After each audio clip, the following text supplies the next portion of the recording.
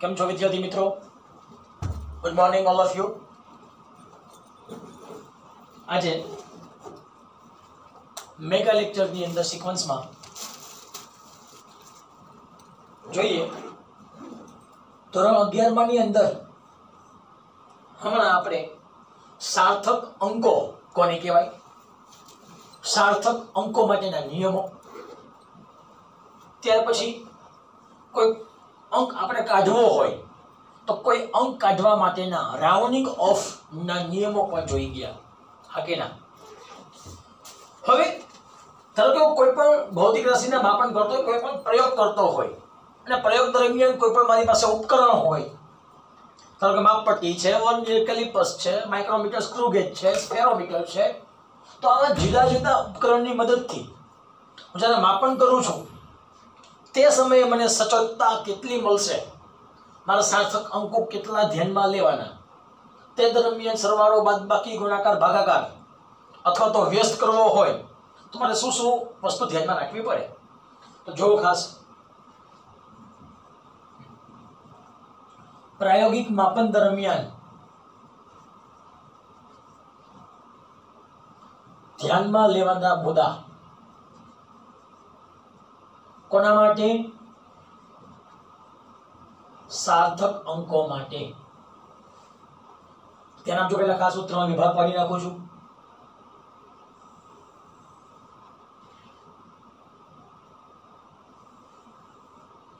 સર્વપ્રથમ હું વાતચીત કરું સરવાળા અને બાદબાકી માટે.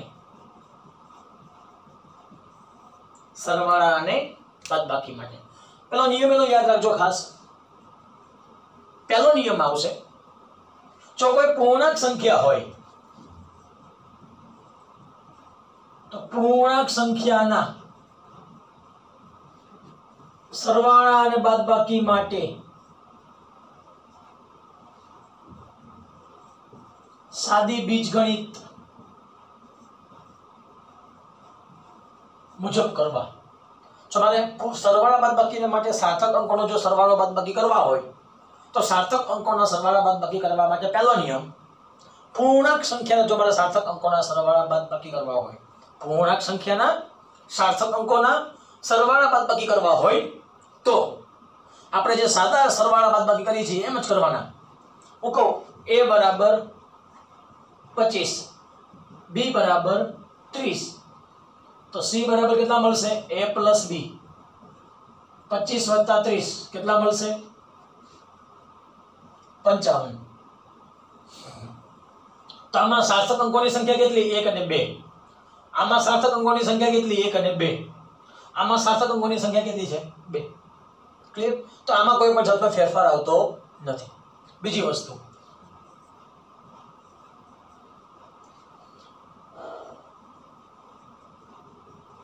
અપૂર્ણાંક સંખ્યાના સરવાળા અને બાદબાકી માટે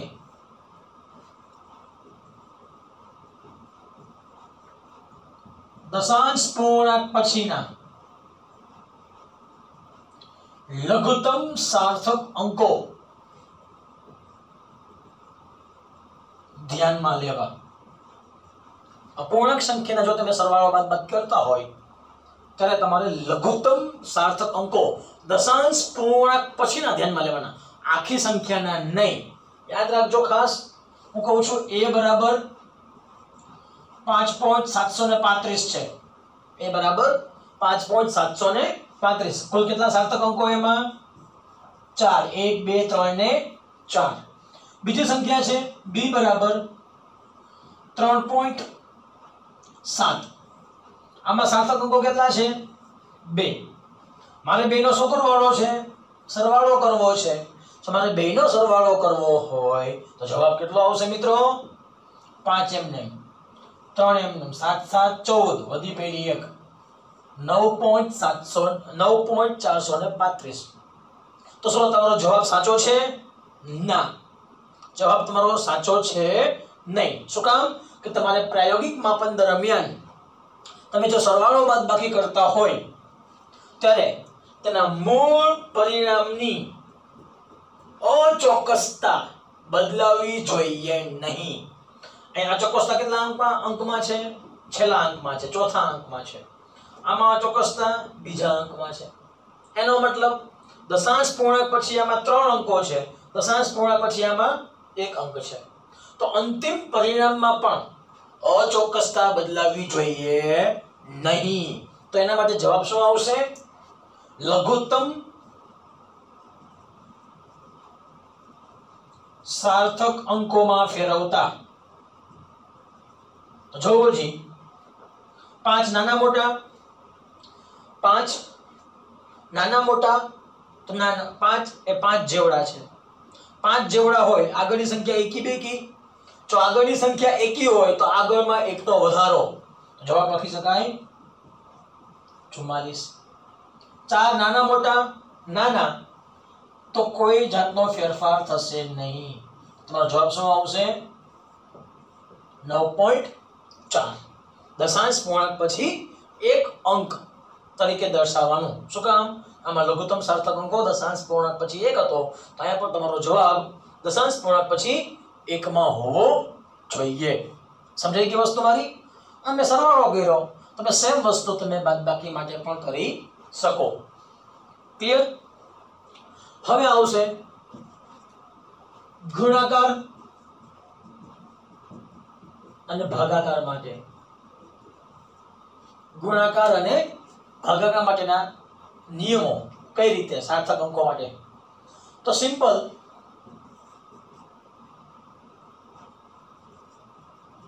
સંપૂર્ણ સંખ્યાના લઘુત્તમ સાર્થક અંકો ધ્યાનમાં રાખવા. સંપૂર્ણ સંખ્યા હોય એના તમારે સાર્થક અંકો ધ્યાનમાં રાખવાના છે. એક્ઝામ્પલ તમને આપું છું. a બરાબર 2.3, b બરાબર 6.28. આમાં સાર્થક અંકો કેટલા છે? કુલ 2. આમાં સાર્થક અંકો કુલ કેટલા છે? 1, 2 ને 3. હવે આમાં દશાંશ પૂર્ણાંક પછી વિચારવા હોય તો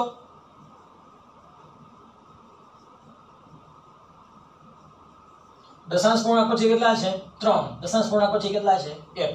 તો જવાબ કેટલામાં લઈ આવવાનો? 1 માં લઈ આવવાનો. લઈ આવ્યા. સેમ વસ્તુ આમાં 2.3 ગુણ્યા 6.28.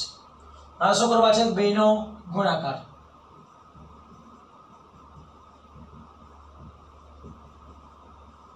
કરો છો મિત્રો 2 નો ગુણાકાર.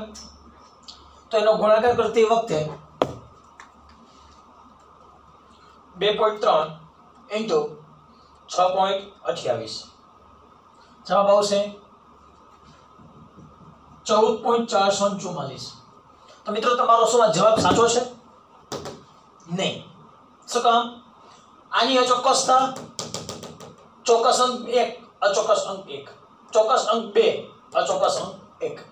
તો લઘુત્તમ સાર્થક અંકોની સંખ્યા કેટલી છે? 2.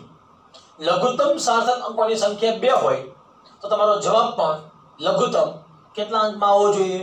2 અંકમાં આવવો જોઈએ. જો તો ચલો 4 નાના મોટા, નાના, આગળમાં કોઈ પણ જાતનો ફેરફાર થશે નહીં. 4 નાના મોટા, ફેરફાર થશે નહીં. 4 નાના મોટા, જવાબ કેટલો આવશે? લગભગ 14. તો તમારે લઘુત્તમ સાર્થક અંકો 2 હતા, તો તમારો જવાબ 2 માં લઈ આવો પડે. ક્લિયર? તો ગુણાકાર કરતી વખતે તમારે લઘુત્તમ સાર્થક અંકોની સંખ્યા ધ્યાનમાં રાખવી પડે. હવે ભાગાકાર માટે a બરાબર 25.5. કેટલા સાર્થક અંકોમાં? 3. b બરાબર 2.55 કહી દઉં છું. 6.7. કેટલા સાર્થક અંકોમાં? 2. કરો 2 નો ભાગાકાર. તો મિત્રો જવાબ કેટલો આવશે? 25.55 ભાગ્યા 6.7. જવાબ આવશે મિત્રો 3.34 32 83 58 2. તો શું મિત્રો તમારો આ જવાબ સાચો છે કે ખોટો છે? તો રાઉન્ડિંગ ઓફ માટે તમારો નિયમ ખરેખર ખોટો છે. શું કામ? એમાં ચોક્કસતા વધી ગયો છે. આમાં ચોક્કસતા માટેના અંક માત્ર 2 હતા, આમાં ચોક્કસતા માટેના અંક ઘણા બધા વધી ગયા. ખરેખર આમાં તમારી જે મૂળભૂત ચોક્કસતા હતી, મૂળભૂત અચોકસાઈ હતી, એ જળવાતી નથી. તો મૂળભૂત અચોકસાઈ જાળવી રાખવા માટે તમારે ફરી પાછું અને રાઉન્ડિંગ ઓફ કરવું પડે.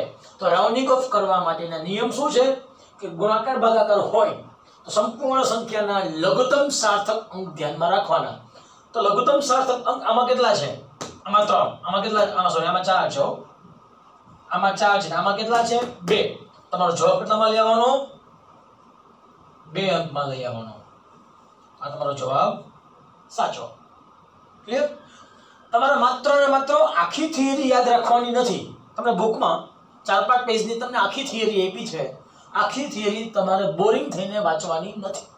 માત્ર તમારે ખાલી નિયમ સમજીને તમારી વ્યવહારુ દ્રષ્ટિએ કેમ ગણતરી કરવી એ ખાસ ધ્યાન રાખવું. એવી રીતે વ્યસ્ત માટેનો નિયમ યાદ રાખજો. વ્યસ્ત માટેના નિયમમાં સાર્થક અંક કરતા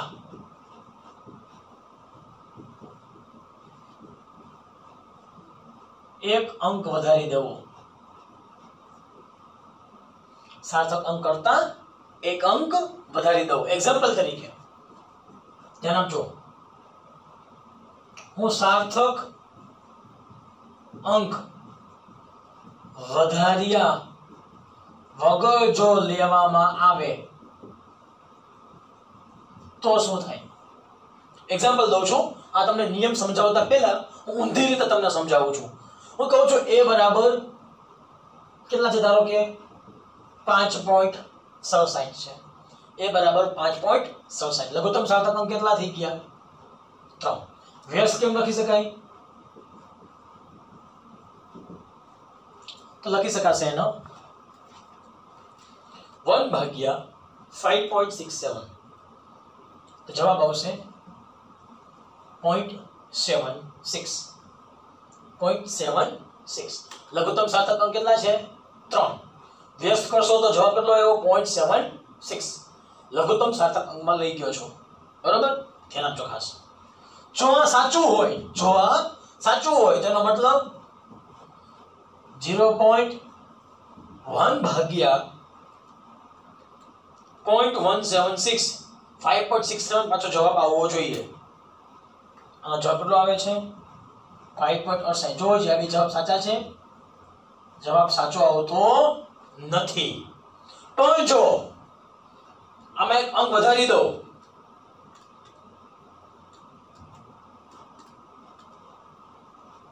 .1764 એક અંક વધારી દઉં છું. જો એક અંક વધારી દો, હવે ચેક કરો કેટલા લખી શકાશે? 1/0.1764. તો મિત્રો જવાબ આવશે 5.6. લગભગ કેટલા કહેવાય એને? 5.67. જોઈ લીધી કમાલ? પેલા આપણે સાર્થક અંક એક વધારતા નથી. રાઉન્ડ ફિગર અહીંયા 3 સાર્થક અંક છે તો જવાબ 3 સાર્થક અંકમાં રાખીએ છીએ. જો 3 સાર્થક અંકમાં જવાબ રાખીએ તો આપણને પહેલા જેવો વાસ્તવિક જવાબ મળી શકતો નથી. પહેલા જેવો મારો વાસ્તવિક જવાબ જાળવી રાખવા માટે મારે શું કરવાનું? કેટલા સાર્થક અંકો હતા? પહેલા 3 હતા. એમાં એકનો વધારો કેટલા થઈ ગયા? 4. 1 2 3 ને 4. તમે શું કર્યું અહીંયા? સાર્થક અંક એક વધાર્યો. એક વધારો. હવે જવાબ ચેક કરો જી. તો 5.67 પાછા તમારા વાસ્તવિક જવાબને અનુરૂપ છે. કમાલની વાત.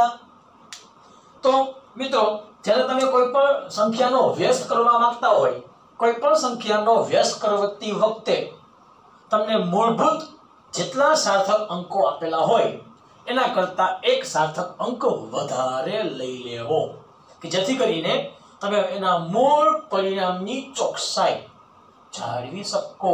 મૂળ પરિણામની તમે સચોટતા પણ જાળવી શકો. ક્લિયર? તો આ મિત્રો સાર્થક અંકોની વાતચીત હતી. અહીંયા તમારું ઓલમોસ્ટ ચેપ્ટર પૂરો થઈ ગયો. ઓલમોસ્ટ. હવે ખાલી એક ટોપિક બાકી રહે છે અને એ જે ટોપિક છે નાથી આપણા 11 સાયન્સની વાસ્તવિક શરૂઆત થઈ છે. આપણે અત્યાર સુધી જેટલા પણ લેક્ચર જોઈ ગયા એ માત્ર ને માત્ર તમારી કન્સેપ્ટ મુજબ હતા. તમને બેઝિક નોલેજ કદાચ કોઈ શિક્ષક ના સમજાવે તો પણ તમે સાથે સમજી શકો અને કોઈ એટલી વસ્તુ યાદ ગંભીરતાથી લેવાની જરૂર નહોતી.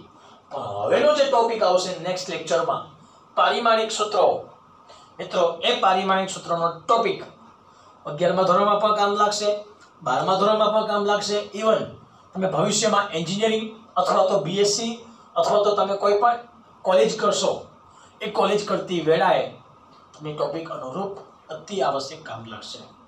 ક્લિયર? એ જે પારિમાણિક સૂત્રો. મિત્રો અત્યાર સુધીની જે આપણી વાર્તા હતી એ વાર્તામાં આપણે ક્યાંય એટલા બધા સિરિયસથી ઊંડા ઉતરા નથી. હું તમને બીજી પણ વાતચીત કરી દઉં કે તમે જ્યારે કોઈ પણ અચળ સંખ્યા હોય, મેં આપણે લાસ્ટ ટાઈમ મેં તમને વાતચીત કરી હતી કે વર્તુળનું ક્ષેત્રફળ પાઈ આર સ્ક્વેર, વર્તુળનો પરિઘ 2 પાઈ આર, એ જે બે છે એ બે ને ચોક્કસ અંકો કેટલા હતા? યસ રાઈટ, અનંત. કેટલા હતા? અનંત. તો કોઈ પણ સૂત્રમાં આવતા અચળાંકો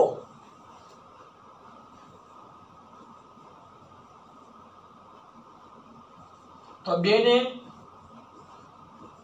કેટલા અંક હોય? અનંત સુધીના અંક હોય. લેવાના કેટલા? તમને જે પરિમાણ ધારો કે તમે ત્રિજ્યા કેટલી આપી છે 2.37. કેટલા સાર્થક અંકો છે એમાં? 3. તો આનો જવાબ કેટલામાં હોવો જોઈએ? 4 સાર્થક અંકમાં હોવો જોઈએ. એક અંકના શું કરી દઈએ છીએ આપણે? વધારી દઈએ છીએ. ક્લિયર? તો આવી સૂત્ર લખતી વખતે ખાસ ધ્યાન રાખવાનું, તમને જ્યારે કોઈ પણ સૂત્રની અંદર કોઈ પણ ચોક્કસ ગુણાકાર આપ્યો હોય સંખ્યા વડે તો એવી સંખ્યાનો સાર્થક અંકો હંમેશા માટે અનંત સુધીના હોય. પણ આપણે અનંત સુધીના સાર્થક અંકો લખતા હોતા નથી. પણ તમને રકમમાં આપેલી માહિતી મુજબ જે ડેટા આપેલો છે તે ડેટામાં કેટલા લઘુત્તમ સાર્થક અંક છે એના કરતાં એક વધારે લઈ લેવાનો. ધારો કે તમે ત્રિજ્યા આપી છે, ત્રિજ્યામાં કેટલા સાર્થક અંકો છે? 3. 2. સમથિંગ 2.37. એમાં લઘુત્તમ સાર્થક અંકો 3 છે. તો જવાબ ગુણાકાર કરતી વખતે અંતિમ જવાબમાં એક સાર્થક અંક વધારી દેવાનો. અંતિમ સાર્થક અંક 4 હોવા જોઈએ, જેથી કરીને તમે વાસ્તવિક જવાબ સુધી લઈ જઈ શકો.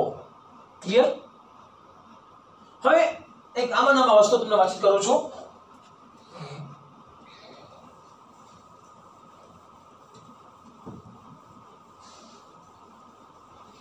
અંક ગણતરી કરતી વખતે શું વસ્તુ ધ્યાનમાં રાખવાની ખાસ?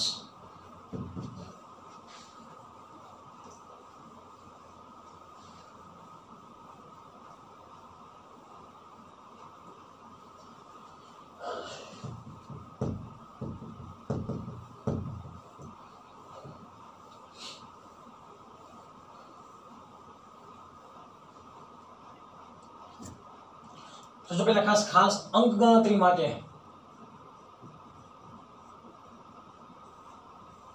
એક્ઝામ્પલ છે a બરાબર ધારો કે મારી પાસે 5.2 સેન્ટીમીટર, b બરાબર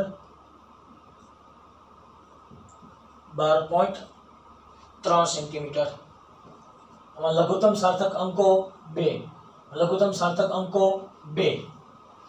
આની લઘુત્તમ માપ શક્તિ કેટલી છે? તો આની લઘુત્તમ માપ શક્તિ કેટલી લખી શકાય? જો જી પોઈન્ટ પછી કેટલા છે? એક અંક છે તો લખી શકાય 0.1 સેન્ટીમીટર. પોઈન્ટ પછી એક જ અંક છે, પોઈન્ટ પછી એક અંક હોય તો લખી શકાય 0.1 સેન્ટીમીટર. બી માટે પણ સેમ વસ્તુ આવશે. કારણ કે શું કામ? દશાંશ પૂર્ણાંક પછી માત્ર ને માત્ર એક જ અંક છે. તો 2 હોઈ શકે, 3 હોઈ શકે, 4 હોઈ શકે, 5 હોઈ શકે. આ શું થઈ ગયું? ચોક્કસ અંક, આ 12 શું છે ચોક્કસ અંક, 2 અચોક્કસ અંક, 3 અચોક્કસ અંક. કોઈ પણ માહિતીમાં આપેલો છેલ્લો અંક હંમેશા માટે કેવો હોય અચોક્કસ. તો છેલ્લો અંક અચોક્કસ છે એનો મતલબ અહીં 1 પણ હોઈ શકે, 2 હોઈ શકે, 1 થી 9 ની વચ્ચે કોઈ પણ અંક હોઈ શકે, 1 થી 9 ની વચ્ચે કોઈ પણ અંક હોઈ શકે. અહીંયા પણ 1 થી 9 ની વચ્ચે કોઈ પણ અંક હોઈ શકે. તો લઘુત્તમ માપ કેટલો થઈ ગયો એનું 0.1. હવે ધ્યાન આપજો, મારે ગુણાકાર જોઈએ છે a * b, પણ આ વાસ્તવિક છે. મારે શું જોશે તો પ્રાયોગિક. તો z ની સાપેક્ષ to t delta z by z, a ની સાપેક્ષ to t delta a by a. ગુણાકાર છે તો પ્લસ b ની સાપેક્ષ to t delta b by b. હવે મિત્રો ખાસ ધ્યાન રાખજો, a કેટલા હતા 5.2, b કેટલા હતા 12.3. કેટલો આવશે ગુણાકાર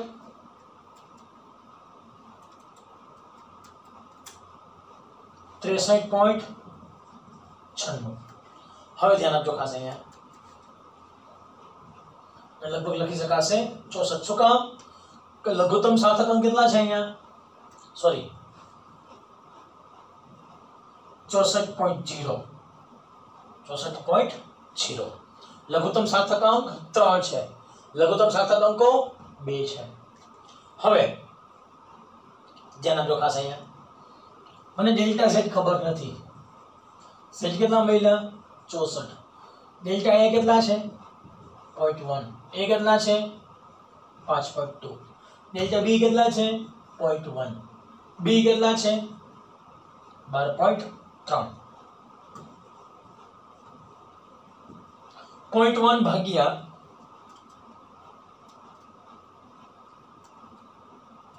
5.2 લખી શકાશે તે 0.019. 0.0 જેટલા લઘુત્તમ સાર્થક અંક હોય એટલા જ લેવાના. અહીં લઘુત્તમ સાર્થક અંક કેટલા હતા 2, ને જવાબ કેટલામાં લઈ ગયો 2 માં લઈ ગયો. અહીંયા લઘુત્તમ સાર્થક અંક કેટલા છે 1, અહીં લઘુત્તમ સાર્થક અંકો 2, તમારે જવાબ શેમાં લઈ જવો પડશે લગભગ 0.1 ભાગ્યા જવાબ કેટલો આવશે અહીંયા 0.02.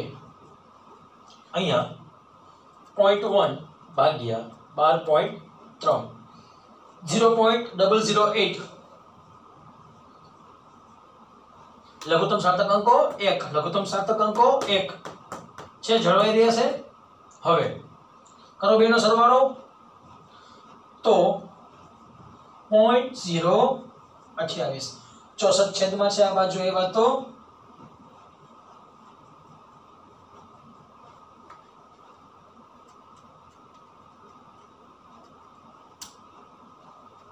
.792.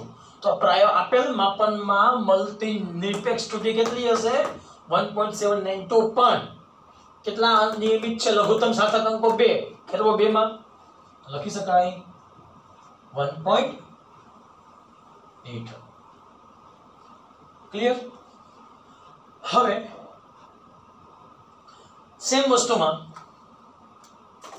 જો આપણે ટકાવારી શોધવી હોય, ટકાવારી શોધવા માટે જવાબ કેટલો આવશે આમાં 1.8 ભાગ્યા z.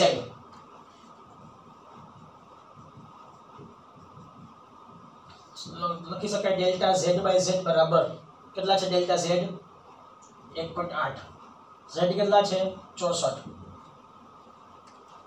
1.8 ભાગ્યા 64 0.028 प्रतिशत. માટે મારે શું કરવું પડે ઇન્ટુ 16% કરવા પડે.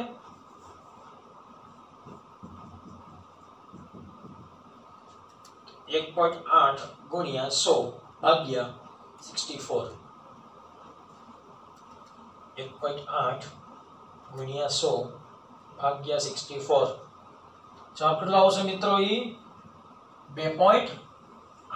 તો આપેલા માપન દરમિયાન, આપેલા ભૌતિક રાશિના માપન દરમિયાન જે અંતિમ પરિણામમાં જે અચોકસાઈ રહેલી છે તે સાપેક્ષ ત્રુટિ શોધતા જવાબ કેટલો મળશે 2.8%. એ શું કર્યું હતું? ગુણાકાર કર્યો હતો. હવે રમેશ ગુણાકાર જ લેવો તે જરૂરી છે નહીં. તો આ સિમ્પલ તમારું કેલ્ક્યુલેશન બેઝ હતું, માત્ર એક્ઝામ્પલ છે. યાદ રહે તો યાદ રાખવાની જરૂર છે, નકર વાવા જેવું. ક્લિયર? તો મિત્રો આ વાત માત્ર ને માત્ર સ્ટોરી બેઝ છે. તમારા કન્સેપ્ટ માત્ર એમપી હતું. હવેથી જે આવતા લેક્ચરમાંથી જે થિયરી સ્ટાર્ટઅપ થશે પારિમાણિક સૂત્રો, એમાં ખાસ ધ્યાન રાખજો. તમારા બધાએ સૂત્રો યાદ રાખવાના છે. સૂત્રો યાદ રહેશે તો પારિમાણિક સૂત્રો સૌ સહેલા છે. Clear? Thank you very much.